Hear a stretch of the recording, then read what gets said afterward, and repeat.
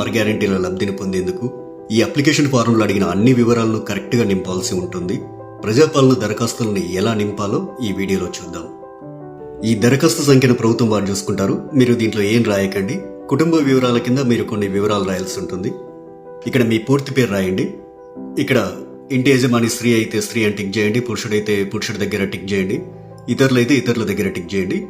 మీరు ఏ సామాజిక వర్గానికి చెందినవారో ఇక్కడ టిక్ చేయండి. ఎస్సీ అయితే ఎస్సీ దగ్గర, ఎస్టీ అయితే ఎస్టీ దగ్గర, బీసీ అయితే బీసీ దగ్గర, మైనార్టీ అయితే మైనార్టీ దగ్గర టిక్ చేయండి. ఎస్సీ ఎస్టీ బీసీ మైనార్టీ కాని వారు ఇతరుల దగ్గర టిక్ చేయండి. ఇక్కడ వారి పుట్టిన తేదీ, పుట్టిన నెల, సంవత్సరం వరుసగా ఇవ్వండి. 12 అంకెల ఆధార్ కార్డ్ నెంబర్ ఇందులో ఫిల్ చేయండి. ఇక్కడ రేషన్ కార్డ్ నెంబర్ రాయండి. ఇక్కడ మీ మొబైల్ నెంబర్ రాయండి. వృత్తి దగ్గర మీరు చేసే వృత్తిని రాయండి. ఇక్కడ మీ కుటుంబ సభ్యుల పేర్లు, వారి వివరాలు తెలపాలి. ఇక్కడ పేరు, అతను గాని ఆమె గాని మీకేమవుతారో, తల్లి అయితే తల్లి అని, భార్య అయితే భార్య అని, కొడుకు అయితే కొడుకు అని, కూతురు అయితే కూతురు అని నింపండి. వారు స్త్రీ అయితే స్త్రీ అని, మగవారైతే పురుషుడని. ఇక్కడ వారి పుట్టిన తేదీ, పుట్టిన నెల, సంవత్సరం వరుసగా ఇవ్వండి. ఇక్కడ వారి ఆధార్ కార్డ్ నెంబర్ రాయండి. ఇలా మీ ఇంట్లో ఎంతమంది ఉంటే అంతమంది పేర్లు రాయండి. ఇక్కడ ఇక 2వ పేజీలో ఏం రాయాలో చూద్దాం. 10వ నెంబర్ దగ్గర మీ చిరునామా రాయండి. ఆధార్ కార్డులో ఉన్నట్లు మీ ఇంటి నెంబర్ ఇక్కడ రాయండి.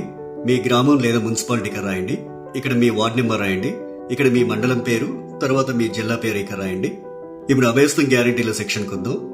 గ్యారెంటీల పథకాలు లబ్ధి పొందేందుకు మీరు ఏం చేయాలి, మీరు ఏ వివరాలు ఇక్కడ రాయాల్సి ఉంటుందనేది చూద్దాం. ఇక్కడ కావలసిన పథకాల లబ్ధి కొరకు మీరు టిక్ మార్క్ చేయాల్సి ఉంటుంది. మహాలక్ష్మి పథకంలో భాగంగా ఇక్కడ 2 పథకాలు ఉన్నాయి. మొదటిది ప్రతి నెల 2500 ఆర్థిక సాయం పొందేందుకు ఇక టిక్ మార్క్ పెట్టండి. ఇక రెండోది 500 రూపాయలకు గ్యాస్ సిలిండర్ పొందేందుకు ఇక టిక్ మార్క్ పెట్టండి. 500 రూపాయలకు గ్యాస్ సిలిండర్ కు సంబంధించి మీరు కొన్ని వివరాలు నింపాల్సి ఉంటుంది. మొదట ఇక్కడ మీ గ్యాస్ కనెక్షన్ నెంబర్ రాయండి. ఇక్కడేమో మీకు గ్యాస్ సరఫరా చేస్తున్న కంపెనీ పేరు రాయండి. మీరు సంవత్సరానికి ఎన్ని గ్యాస్ సిలిండర్లు వాడతారో ఆ సంఖ్యని ఇక్కడ రాయండి. రైతు భరోసా పథకం కింద లబ్ధి పొందేందుకు ఇక్కడ కొన్ని వివరాలు ఇవ్వాలి. రైతులు ప్రతి ఏటా ఎకరానికి 15,000 రూపాయలు పొందేందుకు ఇక్కడ వివరాలు ఇవ్వాల్సి ఉంటుంది. మీరు రైతు అయితే ఇక్కడ టిక్ మార్క్ పెట్టండి. ఒకవేళ మీరు కౌలు రైతు అయితే ఇక్కడ టిక్ మార్క్ పెట్టండి. ఇక్కడ మీ పట్టాదారు పుస్తక నెంబర్ రాయండి. మీరు సాగు చేస్తున్న భూమి వివరాలు అంటే సర్వే నెంబరు, విస్తీర్ణం అలాంటి వివరాలన్నీ ఇక్కడ రాయండి. మీరు వ్యవసాయ కూలీలైతే ఏటా ఇచ్చే 12,000 రూపాయల కోసం ఇక్కడ టిక్ మార్క్ చేయండి. ఇక్కడ మీ ఉపాధి హామీ కార్డు నెంబర్ రాయండి. మరో గ్యారంటీ ఇంద్రమ్మ ఇండ్లు పథకం లబ్ధి కొరకు ఇక్కడ కొన్ని వివరాలు ఇవ్వాల్సి ఉంటుంది. ఇల్లు లేని అర్హులైన కుటుంబం వాళ్ళు ఈ వివరాలు ఇవ్వాలి. ఇంటి నిర్మాణం కోసం ఆర్థిక సాయం పొందేందుకు ఇక టిక్ మార్క్ చేయండి.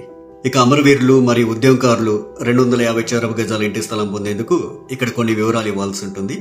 మీది అమరవీరుల కుటుంబం అయితే ఇక్కడ టిక్ మార్క్ పెట్టండి. ఇక్కడ మీ కుటుంబంలోని అమరవీరుల పేర్లు రాయండి. వారు అమరులైన సంవత్సరం రాయండి. FIR నెంబర్ రాయండి. డెత్ సర్టిఫికెట్ నెంబర్ రాయండి. ఒకవేళ ఉద్యమకారులు అయితే మీరు తెలంగాణ ఉద్యమంలో పాల్గొన్నట్లయితే అవును అని ఉంది కదా, ఈ బాక్స్ దగ్గర టిక్ మార్క్ పెట్టండి. ఒకవేళ పాల్గొనకపోతే కాదు అనే బాక్స్ దగ్గర టిక్ మార్క్ పెట్టండి. అవును దగ్గర టిక్ మార్క్ పెట్టినట్లయితే కొన్ని వివరాలు రాయాల్సి ఉంటుంది. సంబంధిత FIR నెంబర్ మరియు సంవత్సరం ఇక్కడ రాయండి. ఒకవేళ జైలుకు వెళ్లి ఉంటే ఆ వివరాలు ఇక్కడ రాయండి. ఇక్కడ జైలు పేరు రాయండి. ఇక్కడ స్థలం పేరు రాయండి. ఇక్కడ మీరు అనుభవించిన శిక్షా కాలం అంటే ఎన్ని రోజులు, ఎంత కాలం అనేది ఇక్కడ రాయండి. తరువాత గృహజ్యోతి పథకం. గృహజ్యోతి పథకం కింద ప్రతి కుటుంబానికి 200 యూనిట్ల కరెంటు ఫ్రీగా ఇస్తుంది కాంగ్రెస్ ప్రభుత్వం. ప్రతి నెల దాదాపు మీరు ఎన్ని యూనిట్ల కరెంటు వాడతారో ఆ వివరాలు ఇక్కడ ఇవ్వాల్సి ఉంటుంది. 100 యూనిట్ల వరకు వినియోగిస్తే ఇక్కడ టిక్ చేయండి. 100 నుండి 200 యూనిట్ల వరకు వినియోగిస్తే ఇక్కడ టిక్ మార్క్ చేయండి. 200 యూనిట్ల కంటే ఎక్కువగా ఉపయోగిస్తే ఇక్కడ టిక్ చేయండి. మీ మీటర్ నెంబర్ను ఇందులో రాయండి. చేయూత పథకం. ప్రతి నెల చేయూత పథకం కింద వృద్ధులకు 4,000 రూపాయలు, దివ్యాంగులకు 6,000 రూపాయలు ప్రభుత్వం ఇస్తుంది. మిమ్మల్ని దివ్యాంగులుగా గుర్తిస్తూ ప్రభుత్వం మీకు ఇచ్చిన సదరం సర్టిఫికేట్ నెంబర్ ఇక్కడ రాయండి. మిగతా వారు వృద్ధులైతే ఇక్కడ, గీతా కార్మికులైతే ఇక్కడ, డయాలిసిస్ బాధితులైతే ఇక్కడ, బీడీ కార్మికుల జీవన భృతి పొందే వాళ్ళైతే ఇక్కడ, ఒంటరి మహిళా జీవన భృతి పొందాలనుకునే వారు ఇక్కడ, వితంతు పెన్షన్ కోసం ఇక్కడ టిక్ మార్క్ చేయండి. చేనేత కార్మికులైతే ఇక్కడ టిక్ మార్క్ చేయండి. ఎయిడ్స్ వ్యాధిగ్రస్తులైతే ఇక్కడ టిక్ మార్క్ చేయండి. పైలేరియా బాధితులు ఇక్కడ టిక్ మార్క్ చేయండి. బీడీ టేకేదర్ జీవన భృతి వాళ్ళు ఇక్కడ టిక్ మార్క్ చేయండి. ఈ అప్లికేషన్ ఫామ్ కు మీ ఆధార్ కార్డ్ జిరాక్స్, తెల్ల రేషన్ కార్డ్ జిరాక్స్ కాపీని జత చేయాల్సి ఉంటుంది. ఇక్కడ మీ సంతకం, ఇక్కడ మీరు అప్లికేషన్ ఇచ్చిన తేదీ రాయండి. మీ ఊర్లో ప్రజాపాలన సదస్సులు పెట్టినప్పుడు ఈ అప్లికేషన్ ఫామ్ తీసుకెళ్లి వారికి ఇవ్వాలి. ఇక చివరిగా ప్రజాపాలన దరఖాస్తు రసీదు ఉంటుంది. ఇందులో మీ నుంచి దరఖాస్తు తీసుకున్న అధికారి కొన్ని వివరాలు రాసిస్తారు. ఈ రసీదులో అధికారి దరఖాస్తు సంఖ్య రాస్తారు. అభయస్థం గ్యారెంటీలకు సంబంధించి టిక్ మార్క్ చేస్తారు.